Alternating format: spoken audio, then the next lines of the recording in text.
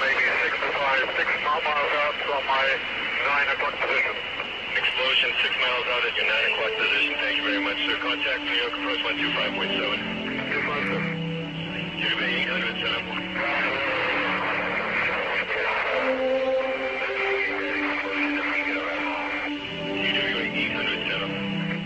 TWA 800 is the center identity. TWA is such a family that for a family to lose 53 members of its immediate family was devastating, not just for me, but for everybody in TWA. Everyone else just, everyone. We just walked around kind of in shock, thinking, how could this happen? 53 of us are gone. I was angry. I was angry because I felt betrayed by TWA. I was angry because my brother was gone. I was angry because I was finding out how many people that I knew, flight attendants, active, retired, were on that flight. I was just pretty angry. And I had firmly believed, I had seen that night a short clip of what appeared to be a missile on the radar screen on CNN heading towards the flight. So I firmly believed, and still do, that a missile took down that plane. We like to think that in America, those who seek the truth will be respected, even honored. But in the case of TWA Flight 800, those who did were ignored, even reviled. This program will tell you why. To preserve its integrity, we use raw footage from various sources of varying quality. We thank you for your forbearance, and we thank those who, despite the costs, have never failed to seek the truth.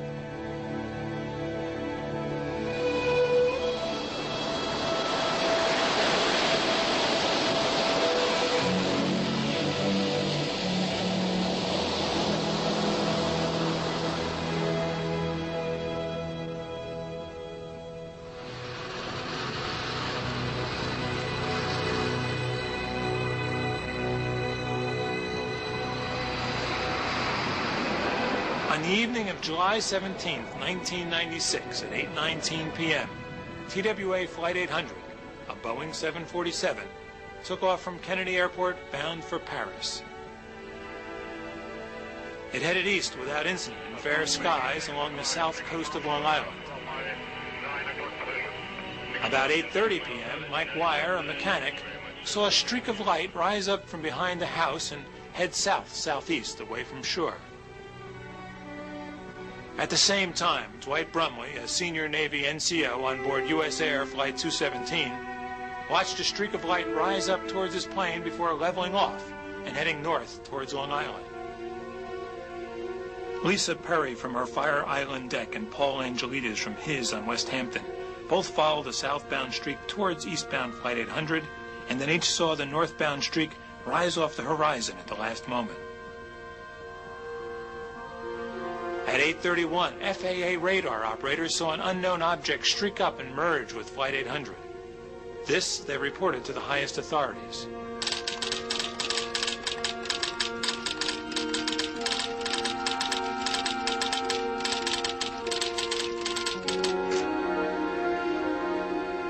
At that same moment, FAA radar picked up something else unusual.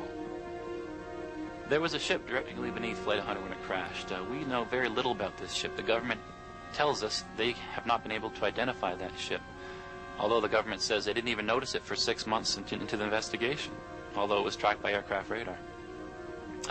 We know it was traveling away from the scene rather than towards it. Didn't help in search and rescue. It was traveling very fast, and it was likely very large since, aircraft radar picked it up at a good, 15 miles, 20 miles. This is highly suspicious. It breaks every rule in the book. I don't care whether you're a civilian sports fisherman, whether you're a warship, or whether you're a high-speed private yacht that came over here and took a shot. They ran from one of the greatest air disasters in history. You don't do that at sea. At 8:31, Flight 800 exploded catastrophically, killing all 230 of the good souls aboard. All leads pointed in one direction, but for reasons still uncertain, no one in official Washington wanted to go there. We're hoping that we're going to find some survivors at this time.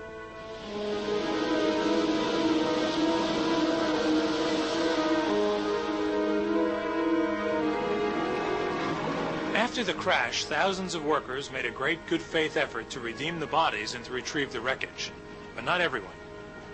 Although empowered by Congress to take charge of such scenes, the National Transportation Safety Board failed to do so. Justice Department came in, remember, with all those FBI agents, and one assistant U.S. attorney in New York tells the NTSB, shut up and sit down. When Title 49 gives Mr. Hall the authority to tell her to shut up and sit down. According to the New York Times, senior NTSB officials were furious. In times past, they might have resisted. Not in 1996. 2 years prior, President Clinton harnessed this once proud agency when he named Jim Hall, an old Gore crony from Tennessee, chairman of the NTSB board. Hall's best qualification, said the Washington Post, was his driver's license. The FBI would not let the NTSB interview eyewitnesses, not even Major Fritz Meyer, an Air National Guard pilot who stared the explosion in its face from his helicopter above Long Island. And lo and behold, the man who was the head of the team for the NTSB is Norm Wiedemeyer, an old squadron buddy of mine from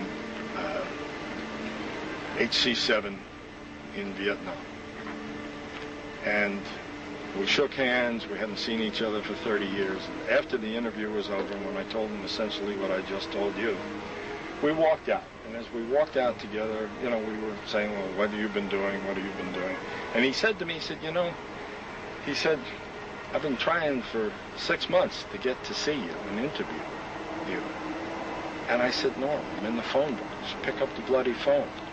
And he said, the FBI forbade.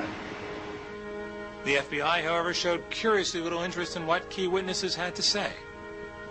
I went to a trailer there, which was an FBI trailer. I knocked on the door, they opened the door, and I told them who I was and told them I wanted to give them a statement. They looked around for somebody. There were 5 of them standing there, and they would say, well, you do it, no, you do it, no, you do it, no, you do it, no, you do it. And finally they picked what appeared to me to be the junior man, and we went into the back room of the trailer where he took out a 2.5 by 3-inch little spiral notepad and a ballpoint pen, and he asked me my name and particularly my address, and I gave it to him. And then he said, what did you see? And I told him the entire story that I've just told you. He wrote nothing down, and when I finished in about five minutes, I said, do you have any questions? And he said no, and I left. Now that was my sole interview with the FBI. 1 month after the crash, the FBI ceased altogether. Not a single interview took place for nearly 2 months. Since then, the FBI has re-interviewed fewer than 2% of the witnesses. Why the lack of interest? As the world would soon learn, there was no physical evidence to back up testimony of a missile strike. Different organizations within the government and outside the government who looked at the metal all came to the same conclusion that there was no physical evidence of a bomb or a missile warhead exploding. It's clear from the physical evidence that neither a bomb nor a missile strike was the cause of the explosion aboard Flight 800. State unequivocally, the safety board has found no evidence. Physical evidence is almost always the key. Only one problem. The authorities were slighting or suppressing talk of a missile long before the physical evidence was collected and reconstructed. That was the part that bothered most everyone. It was within days that all of a sudden you heard nothing about missile. Then you heard nothing about missile. Despite the witness testimony, the FBI favored a bomb. Prime evidence found the device exploded in cabin of Flight 800, read a New York Times headline a month after the crash. The FBI lab had found traces of PETN, an explosive common to both missiles and bombs. But the FBI did not seem eager to learn more. Said the IAMAW, the International Association of Machinists and Aerospace Workers, we feel that our expertise was unwelcome and not wanted by the FBI. The threats made during the first 2 weeks of the investigation were unwarranted and unforgettable. Was the FBI sincere about a bomb? an encounter with the FBI agent in charge led one family member to think otherwise. And before everyone sat down at this corner conference table, Serge Kovaleski said, well, can't tell me it was anything other than a missile. And Jim Kallstrom said, you're right, but if you quote me, I'll deny it. Right from the start, the NTSB argued for mechanical failure. All of a sudden, you're hearing, it's TWA's fault, it's a mechanical. And we're thinking, well, how do they even know that? They don't have any, at that time, they didn't even have the mock-up put together, nothing. They had nothing. And all of a sudden, they're hearing mechanical, mechanical, mechanical. Within months, the NTSB went on record favoring an explosion of fuel vapor in the center wing tank. The public debate now is between bomb and mechanical. This false dialectic troubled many inside the investigation.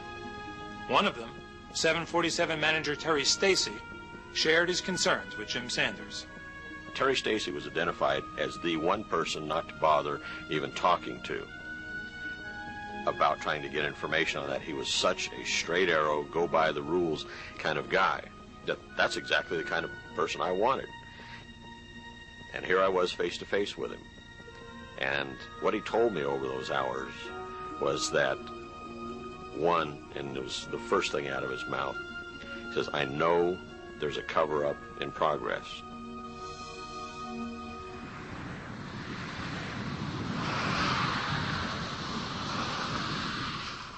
We are certainly fortunate to live in a country where we have a free media and a free press.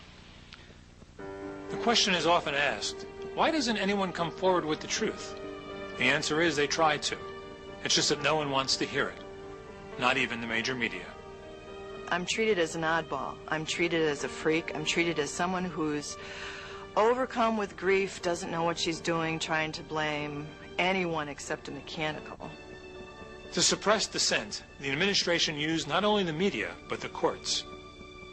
Terry Stacy began to feed me a series of documents that I analyzed. It had to do with the debris field. What falls off a plane first generally, and falls into the ocean is generally the first thing, second thing, third thing. That you can build a sequence of how the plane broke up, and it might give you an idea of what happened. Well, he gave me these documents, I analyzed them, and because I saw this trail going from right to left across that plane through the passenger cabin analysis. When I showed him this trail, he, for the first time, and this was at the end of November, it was at his house over in New Jersey, when he looked at that, he goes, my God, there's a reddish-orange residue trail right there. He said, I think it's the very same seats, row 17, 18, and 19. He says the FBI back in early September took samples and have refused to share the analysis on those samples. Terry Stacy knew the plane well. He had flown Flight 800 from Paris to New York just the day before the crash. Without prompting, he volunteered to take the next step. When he found he couldn't scrape the residue off, he, as he testified in court, on his own volition, popped 2 small samples off, put them in a plastic bag, put them in his pocket, left the hangar, went down to FedEx, overnighted them to me, and that night called me and told me they were en route. Stacy removed 2 samples out of a possible 1,000. Sanders had 1 sample tested in a California lab. The elements identified by the lab were consistent with residue from a solid fuel missile or warhead explosion. In March of '97, a California newspaper ran a front-page story on his research. This was no longer a polite debate about theories. A retired cop-turned-investigative reporter had uncovered hard evidence of a likely cover-up within the upper reaches of government. The FBI leaned on Liz Sanders and continued to harass her, even after her attorney told the Justice Department to cease and desist. I was not about to give up a TWA employee and friend. So we both decided it's in everyone's best interest if I just disappear for a while. It was a very hard time to go through, to all of a sudden have such a full life. I enjoyed my job. I loved my job. Had a million things going on there. Was looking forward to a wonderful career with TWA. And now I had nothing. Despite Liz's sacrifice, she would spend 8 months in an Oregon trailer park. The FBI found its way to Stacy, came down on him hard, and arrested both Jim and Liz Sanders for conspiracy. The day I was arrested was surreal. It's like you're outside watching this happen to somebody else. It was something I never thought would ever happen to just an innocent, normal person in America. The FBI handcuffed Liz with her hands behind her back and dragged her through throngs of reporters, and never once did any reporter ever even think about writing a story in defense of the wife of a journalist. That was the low moment. I knew that we had no support whatsoever from major media. We were not going to get our story out. Really, my main thought when this happened was, oh my gosh, my mother's going to see this on television. And that bothered me because she was going to get so worried. Liz's crime? She introduced Jim to Terry Stacy. She and Jim were tried as thieves in a conspiracy to steal government property, a law written to ward off scavengers. The federal jury was not allowed to know that Jim Sanders was a reporter, let alone that he was pursuing evidence of a cover-up by the same government agencies prosecuting him and his wife. The Sanders were both convicted. Before sentencing, the NTSB's Jim Hall sent a letter to the judge. He wrote, "This is not a so-called victimless crime. These defendants have traumatized the families with the release of misinformation, the only plausible cause of which is commercial gain." Left unsaid was that this avowed champion of the free press had a vested interest in shutting Sanders' investigation down. As to the cause of the fuss, the missile residue, well, it was really just glue, or so said the feds. As usual, the media never bothered to ask for proof. We have a very specific document that proves that what Jim Kallstrom of the FBI, Dr. Merritt Berkey, and the rest that were out there saying it's nothing but glue, it's nothing but glue, and we, the government, are saying it's nothing but glue because Charlie Bassett down at NASA independently confirmed it. Well, Charlie Bassett, when he found out that's what they were saying, he very courageously signed a notarized statement, and I'm paraphrasing what he said because it's 2 pages. I didn't test anything having to do with Sanders' residue being glue. In essence, he's saying they're lying.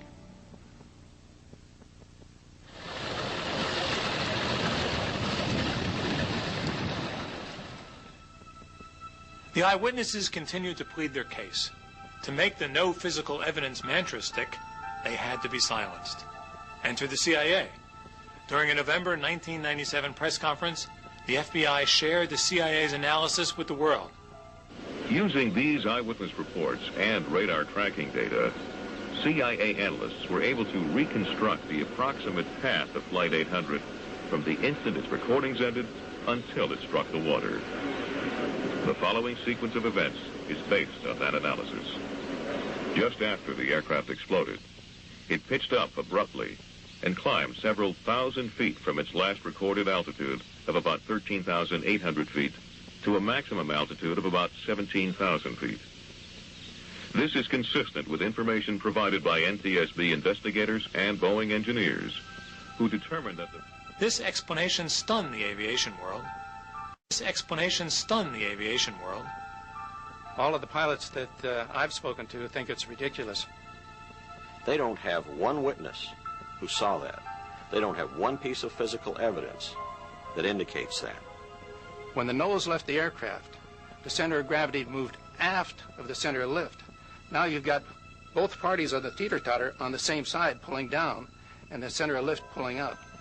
That torque would rotate the aircraft so fast that it would go through a stall in 2 or 3 seconds and would not have any opportunity to climb. Once it goes beyond about 20 degrees nose up, it can't fly anymore because these wings are no longer into the wind. They can't produce lift.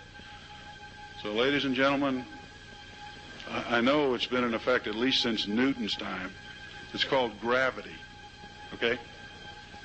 This 333 tons are going to still, less the nose, are going to still be there. And everything there, from the time the airplane quits flying, is going down. When that aircraft was hit it immediately began falling. It fell like a stone. It came right out of the sky, from the first explosion to the second explosion to the third, possibly fourth, and the petrochemical explosion. It was going down. From the first moment of the first explosion, it was going down. It never climbed. So the law of conservation of energy says that you use kinetic energy, and that's the speed you have already, and you convert that to altitude, but there's a price. The price you pay is you slow down. It's like when you ride a bike up a hill. At the top of the hill, you're going pretty slow. You know, you used your energy up. Well, the radar data showed the plane did not slow down. If it didn't slow down, it didn't climb. If it didn't climb, the witnesses didn't see the plane climb, they saw something else. As to the manufacturers of the 747, consider their response to the CIA animation. Boeing was not involved in the production of the video shown today, nor have we had the opportunity to obtain a copy or fully understand the data used to create it.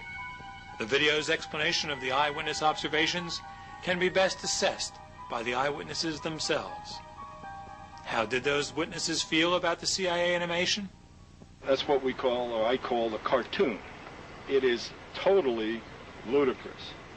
That bore no resemblance whatsoever to what I saw. Nobody said, is this what you saw? Did they show me the mug book? No. Because if they asked me, it didn't resemble it in any way. When I first saw the CIA animation, I assumed that they had used it as a story just to pacify the general public, because it didn't represent what I had testified to the agent as to what I saw out here.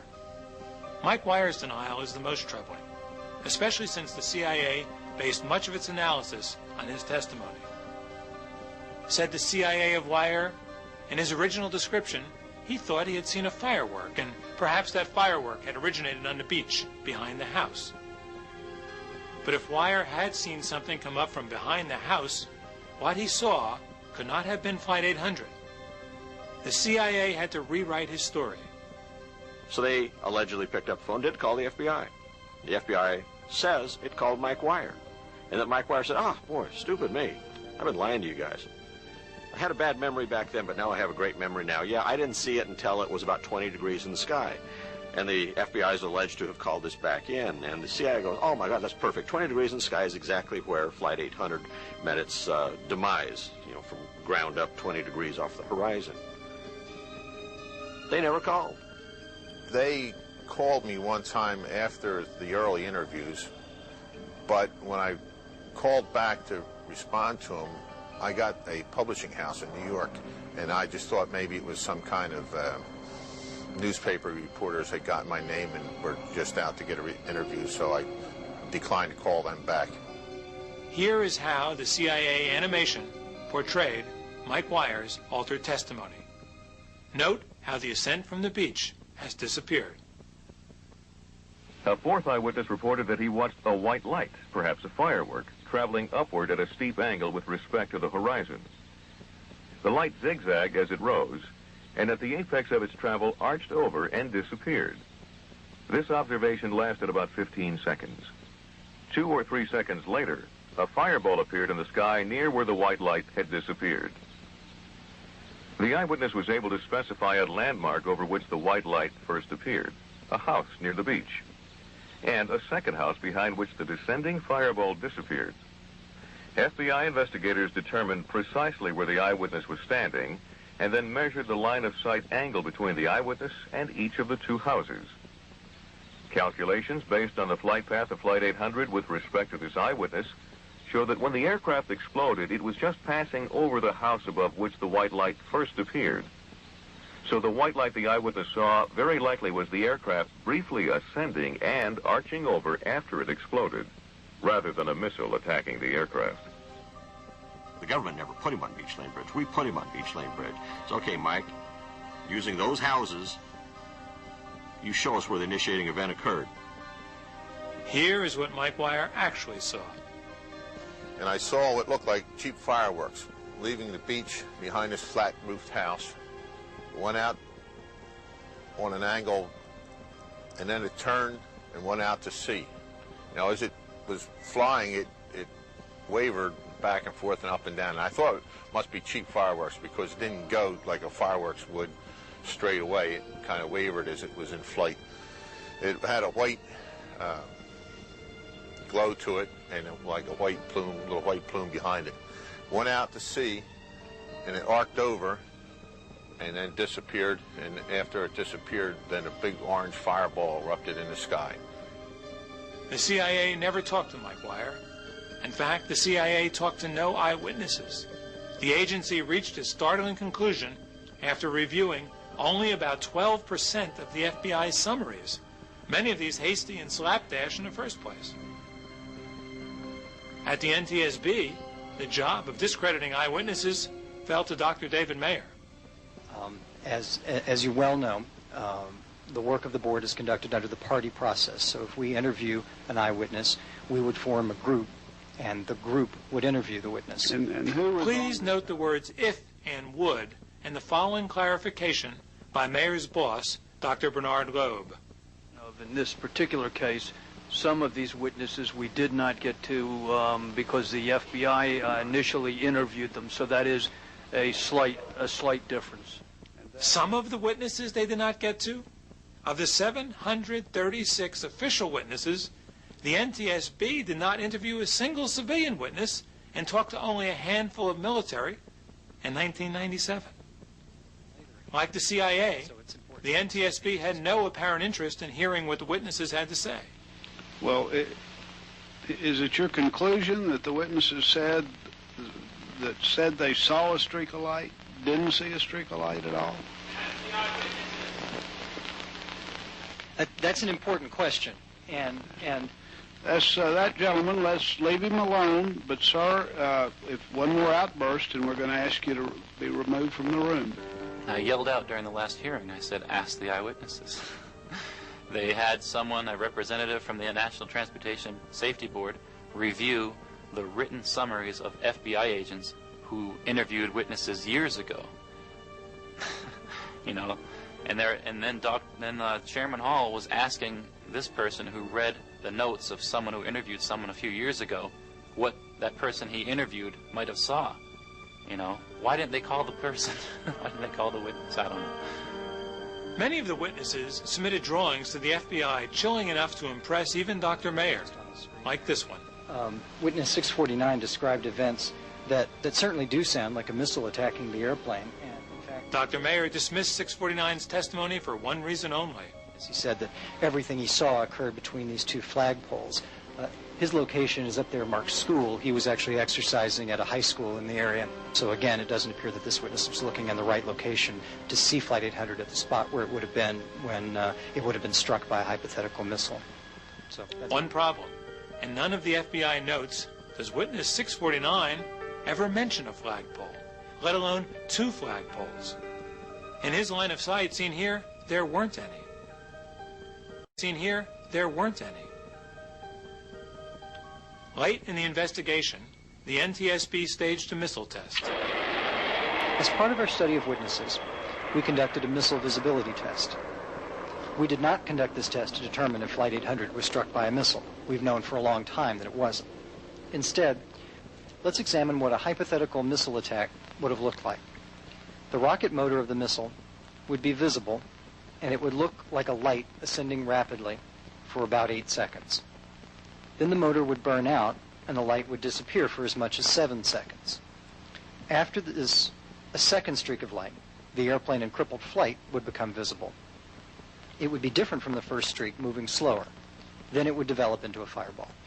We carefully reviewed the witness accounts to determine if anyone described a scenario like this, one that began with 2 sequential streaks of light and concluded with a fireball. We could not find anyone who was describing this scenario. Witness 649 describes this very scenario. He reports seeing an object like a firework ascend fairly quick, then slow and wiggle, then speed up and disappear. Then he sees a second object that glimmered in the sky higher than the first, then a red dot move up to that object, then a puff of smoke, then another puff, then a firebox.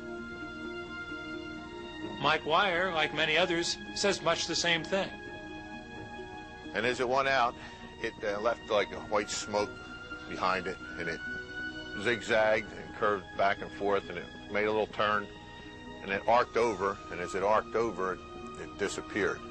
And then a few seconds later, a big fireball erupted out over the water.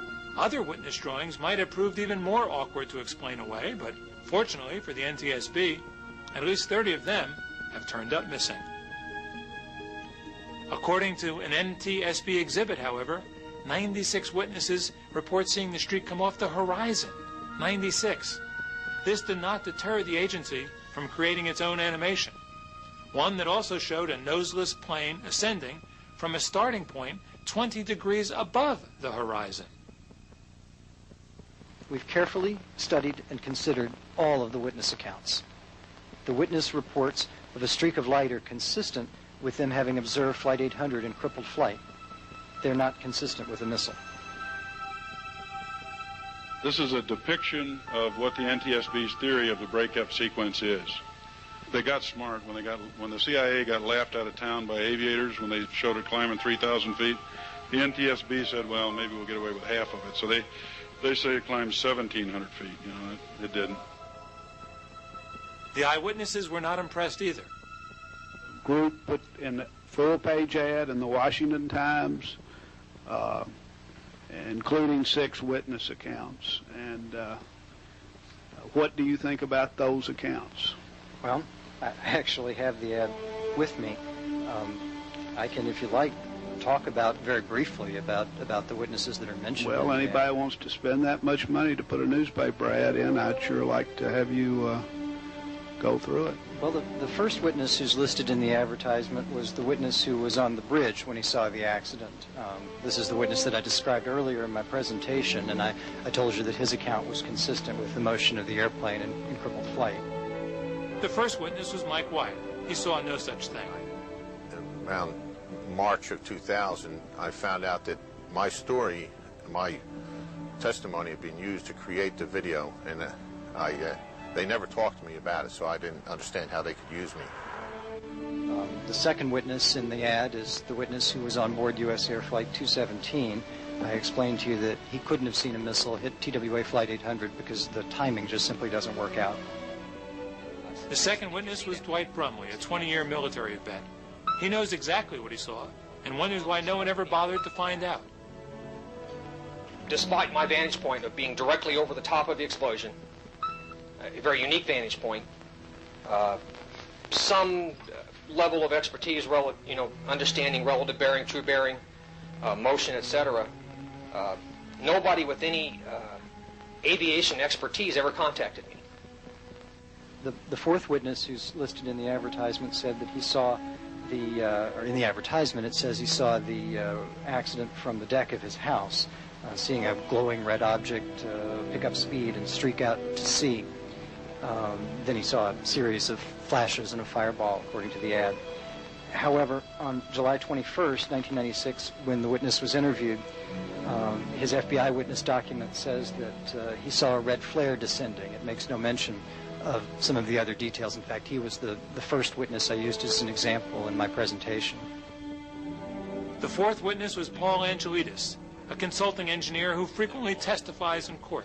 And I gave them a sketch, and I had, 0.1, 0.2, 0.3. So I was showing the sequence and little hand sketches of what I saw in the sky in terms of the red phosphorescent object, its little smoke trail, its travel outbound, the cigar-shaped cloud, the fireball, the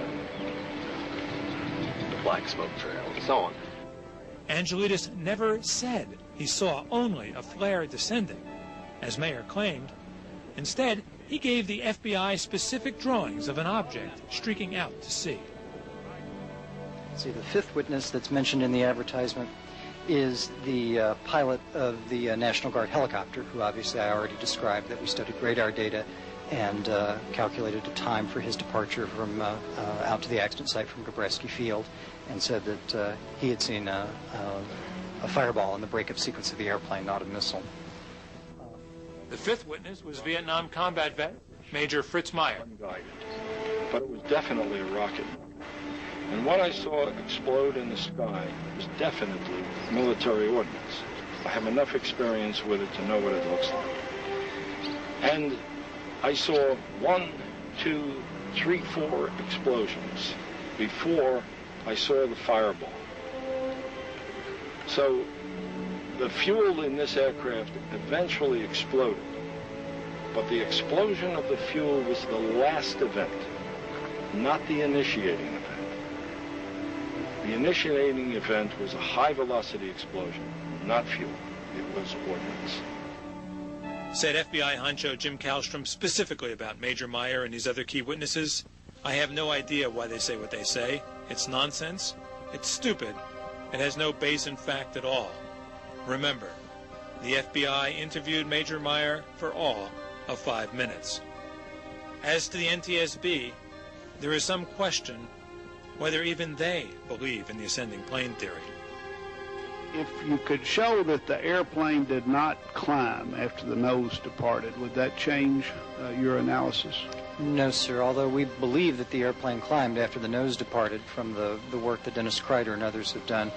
It's actually not, our analysis is not actually dependent on this. Sound effect. The question remains, why did these agencies champion a theory in which they themselves had little faith and in which no one else had any?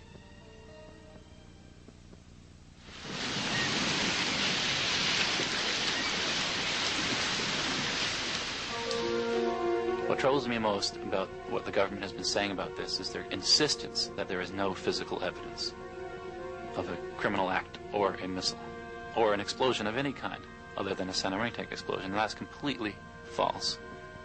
Even by the standards of the Clinton administration, this was a troubled investigation in every detail. Let's start with the witnesses. Normal board procedures were not followed on this investigation, and we are addressing that.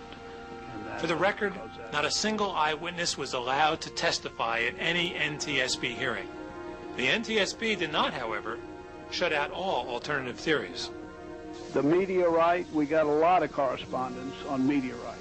And as you know, we had someone testify at the public hearing. At the public hearing on the subject of the meteorite. The missile. Problematic, too, was the initial FAA report of a missile strike seen on radar. In December 96, the NTSB leaned on FAA to make it go away. Wrote Bernie Loeb, NTSB Director of Aviation Safety, "I would appreciate it if you could verify that all specialists and/or managers agree that there is no evidence within the FAA ATC radar of a track that would suggest a high-speed target merged with TWA 800. But the FAA was not quick to roll over. Although we understand and share your desire to allay public concern over this issue, we cannot comply with your request. By alerting law enforcement agencies, air traffic control personnel simply did what was prudent at the time and reported what appeared to them to be a suspicious event. To do less would have been irresponsible. David Thomas, FAA Director of Accident Investigation. Director of Accident Investigation. As to the radar data, there are problems here as well. The last sweep of the Riverhead radar shows the 4 data points deleted in a pi wedge right where Flight 800 was. And that's where any missile would have been that was going to hit it. Now that data has been completely deleted. It's just like any investigation. When evidence comes up missing, there might be a reason, or it might have just been lost. But when you have data that it isn't just missing, it's just deleted, all the data. That's not something that just happens by itself. And remember the explosive traces of PETN and RDX found inside the plane and out? Those also had to be explained away. About this, the NTSB proved coy. We don't know exactly how the explosive residues got there, but we do know from the physical evidence I've just discussed that the residues were not the result of the detonation of a bomb. All of this explosive residue is being found inside the plane, outside the plane. The government has a problem. So what they do is they say, oh no, there was a dog sniffing exercise in which the police officer was really reckless. He was just, residue was being scattered everywhere, and that must have been what it was. Well, the problem is, the plane that became Flight 800 was full of passengers waiting to go to Hawaii, full crew, During that entire time, for a long time before, and for a half hour afterwards, you can't do, and no one was aboard the plane at the time the dog sniffing exercise takes place. That's the way they do it. The next plane over was another 747, completely empty, no one on board. That's where the dog exercise took place. The government knows that. The FBI knows that. But they needed something to beat back this force that was building within the New York Times. There were problems with the flight data recorder as well. Glenn Schultz, an expert in the field, made a compelling case to the top NTSB brass that the last 4 seconds were deleted. They promised to get back to him. Schultz is still waiting. The heart of the NTSB explosion scenario involves the center wing tank. And that a fuel-air explosion with Jet A fuel was more than capable of generating the pressures needed to break apart the center wing tank and destroy the airplane. Together with the other physical evidence that I have already mentioned, this leads to the inescapable conclusion that the cause of the in-flight breakup of TWA Flight 800 was a fuel-air explosion in the center wing tank. Despite its name, the center wing tank sits in the fuselage under the passenger seats. No one denies it blew up. The only questions are when and how. One serious problem with the NTSB thesis is that Jet A fuel is not inherently volatile. Retired Navy Wing Commander and flight investigator Bill Donaldson performed some simple but telling experiments on this point. Really blew up, didn't it? What the Aviation Fuels Handbook says is that that same phenomena, putting out an open flame, will occur all the way up to 127 degrees Fahrenheit with Jet A1 fuel. And this is what the NTSB doesn't want you to know. Now, what I'm going to do here, it's windy, I'm going to try and light this candle. Then I'm going to use the spray bottle to show you what happens if something violent happened to the tank and that fuel that was in the bottom of the tank was suddenly misted into the atmosphere by kinetic energy. Okay, once again, we have an open flame, and now something violent happens to the tank on TWA Flight 800, and this is what happens.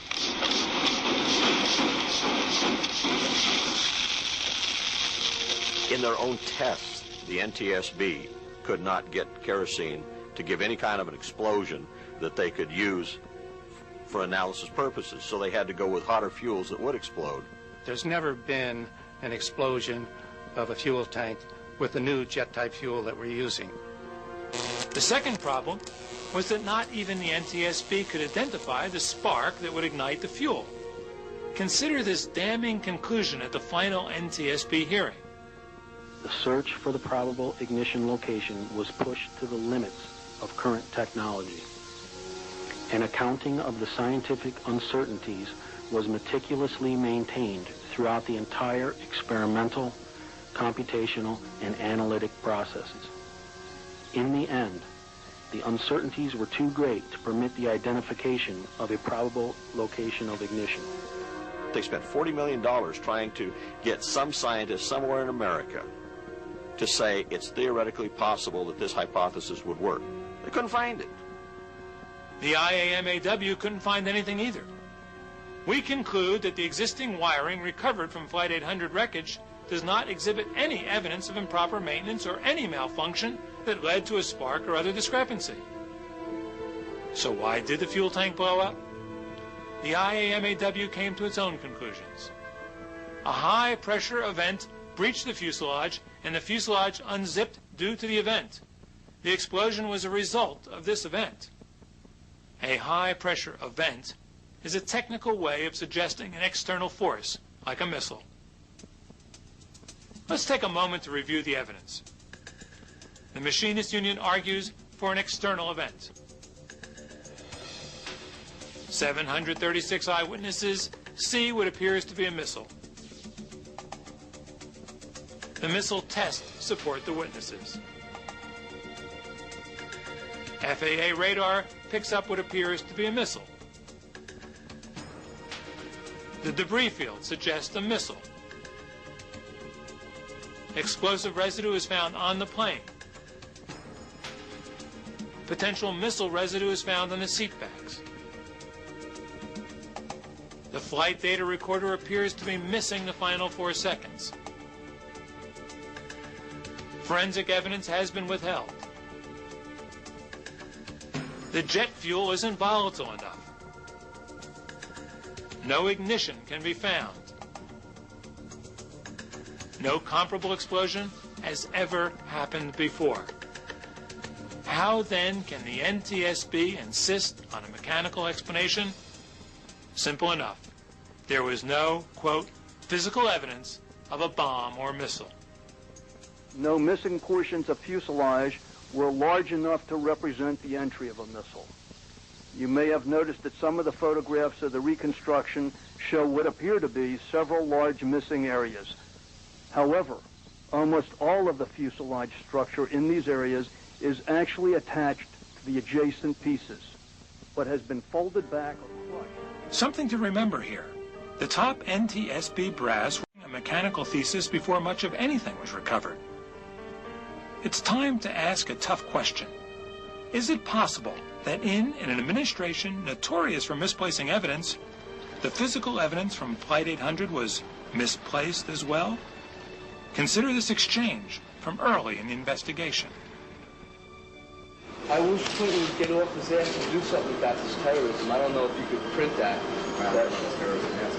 Oh, no, it's definitely an explosion. I tell you, when you see it for yourself, I mean, the little pieces are all over the place. We have senior FBI agents under oath in court stating that the NTSB was never allowed to see anything as it came off the floor, onto the ships, onto shore, into the hangar. It remained under FBI control. The FBI would go through it at will, take anything they wanted, no record, and that again, that's also under oath, no record of this stuff being taken wherever the FBI wanted to take it. This leading edge, one of the parties to the investigation, when the parts were coming in, said, aha, he sees it with holes in it. He takes the part himself to the chemical sniffer. They'd run the test. It pops positive. The FBI alerts on it, and the next thing you know, the part's gone. Hank Hughes, senior NTSB official, under oath, May 10th, 1999, before a Senate subcommittee, told the Senate that multiple FBI agents were caught red-handed at 3 a.m. one morning stealing stuff from the hangar that he controlled. We know it because it's part of the Senate record. As part of the discovery process for his criminal trial, Jim Sanders was allowed access to information and places others were not. He learned a good deal. Well, I have an extensive, just an incredible series of photos that show what the right side of that plane, the wing, the inner portion of the center wing tank, what it originally looked like when it came into the hangar. It was swept up into the air. By measurement, it had been blown all the way from the floor of that center wing tank all the way up into the passenger cabin. But they couldn't live with that because you must have an external force coming into the airplane, blowing it upwards and in. Now, that's not a mechanical. That's something from outside. So they cut off the upward bending metal, this huge, enormous piece, put it down into the bottom of the center wing tank, and mashed it down so that instead of having been blown upwards, it was mashed down because a mechanical would have blown that same piece down instead of up. B3 rotated forward. It impacted another stiffener. Here, a senior investigator stands on the altered floor of the center wing tank, pointing up towards a tiny alleged sign of mechanical failure. The aft side of the front spar just in front of this. After spanwise beam 3 is separated across the top, pressure behind... The next scene will show where his foot would have been had this piece not been altered, and how the pre-altered evidence confirms the path of a missile warhead blast. The circled area shows what an honest reconstruction of the center wing tank floor would have looked like. The investigator would have been standing about 7 feet above where we saw him. A missile warhead blast would have caused this. Someone altered the evidence. That's a criminal act. It's a series of criminal acts. It's a conspiracy. August 22nd, 2000, the day of the Sunshine hearing, I'm walking down Pennsylvania Avenue, and it came over me that this is the first time in my lifetime that I've mistrusted my government.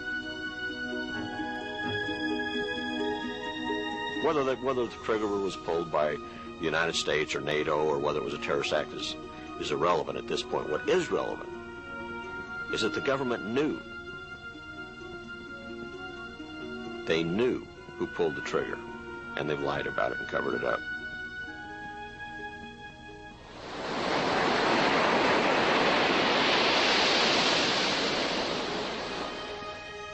Let me present a likely scenario. Within hours of the crash, for reasons unknown, a decision was made at or near the top to contain any reports of a missile strike. To assure cooperation, participants may well have been told it was a matter of highest national security. Once made, this decision could not be taken back. Not in this White House, not in an election year. In small, awkward steps, it was likely decided that the evidence would be tailored to fit the safest political outcome, a mechanical failure. But a spontaneous explosion of this type in violence has never happened before, ever, and did not happen on July 17th. What did happen? Here is our best fact-based estimate. Yes, Flight 800 did take off from JFK at 8:19 and head east along the Long Island shore.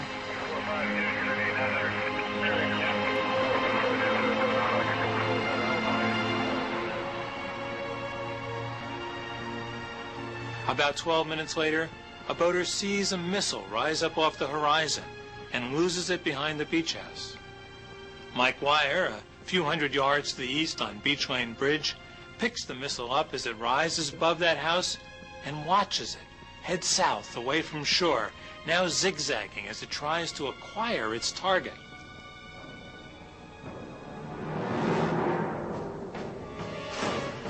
Lisa Perry and Paul Angelides pick up the same missile, now high in the sky. So does Air National Guard pilot Major Fritz Meyer.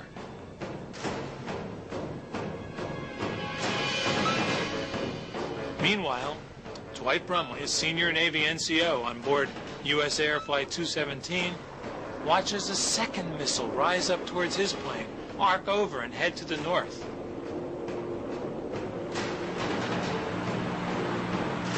An unidentified ship now boldly flees the scene, perhaps having launched that very missile.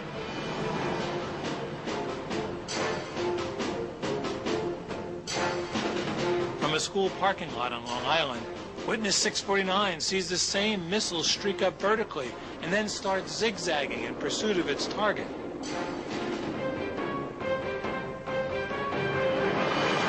At 8:31, the southbound missile locks into its target and blasts into the underside of the nose. The northbound missile blasts into the belly of the plane just 9/10 of a second later. It is that first blast that blows the nose 15 degrees to the right and shoots debris a mile in the same direction. Eyewitnesses up and down the coast of Long Island watch helplessly as this tragedy unfolds in front of them. As to the ship, it never looks back.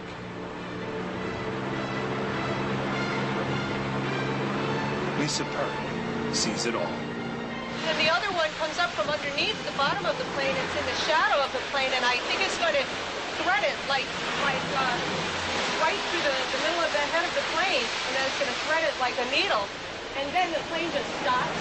It's hanging in the sky, and it looks just like a toy hanging there, just in the sky.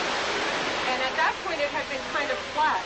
And then it goes down, and then I see along the side of the plane, and then there's fractures right on the plane itself. There's just spaces on the plane.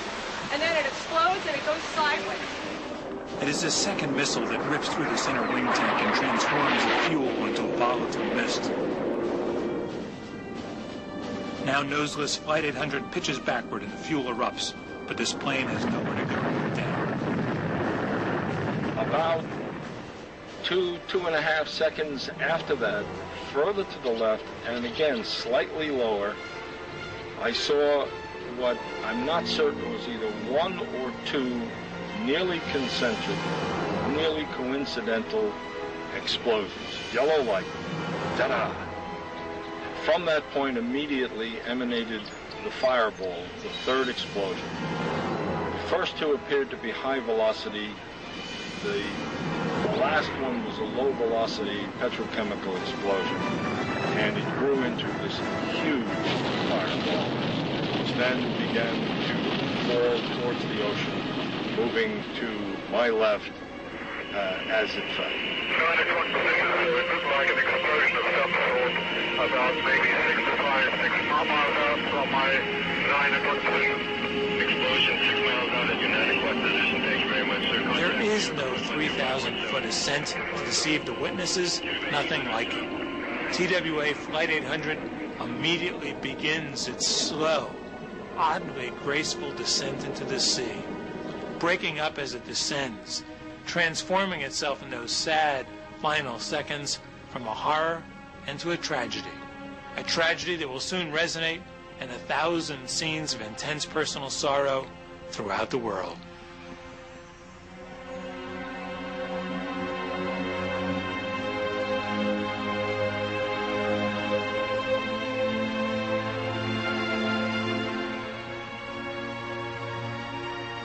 But the main thing that hit me then was anger and a promise. I said, who did this to you? And that I would find out who did that to him. There is no bringing these good folks back, but it is still possible to resurrect the truth, still possible to restore the rule of law, still possible to redeem the soul of a nation that very nearly lost it.